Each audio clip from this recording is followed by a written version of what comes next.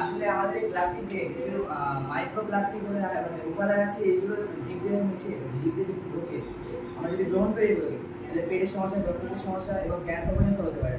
এছাড়া পরিবেশে এই প্লাস্টিকের অনেক ক্ষতিকর প্রভাব দেখা যায়, যেরকম জলজ প্রাণীরা এই প্লাস্টিক গ্রহণ করে, কিংবা জলের তোমরা প্লাস্টিক ফেলা যেগুলো প্লাস্টিক একদম অনেক স্তূপ পড়ে যাচ্ছে, ওই প্লাস্টিকগুলো মানে জলজ প্রাণীদের সাথে প্রাণীরা খাদ্য হিসেবে গ্রহণ করলে তারা মারা যায়।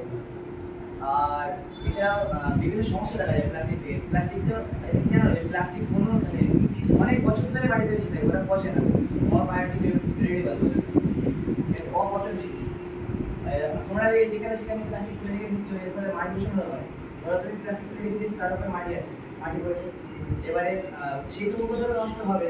তারপরে ধরো একদিকে বৃষ্টি হলে সেখান থেকে জল বেড়ে মাটি ধুয়ে যাবে, এরকম তাই দেবে পার্বত্য অঞ্চলে প্লাস্টিক আছে, প্লাস্টিক ফেলা নিষেধ আছে, কারণ ওই প্লাস্টিকের ফলে তোমাদের ভূমিকম্প মাটি ধস যেটা বলে সেটা হয়।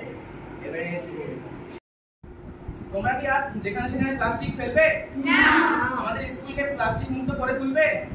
হ্যাঁ। পুজোর পর থেকে আমাদের স্কুলে হেড স্যারের কাছে আমি অ্যাপ্লিকেশন দিয়েছি যে আমাদের স্কুলে আর প্লাস্টিক নিষিদ্ধ, কিছুদিন স্কুলের মধ্যে প্লাস্টিক পাওয়া যাবে না এবং বাইরে থেকেও আর প্লাস্টিক আনা হবে।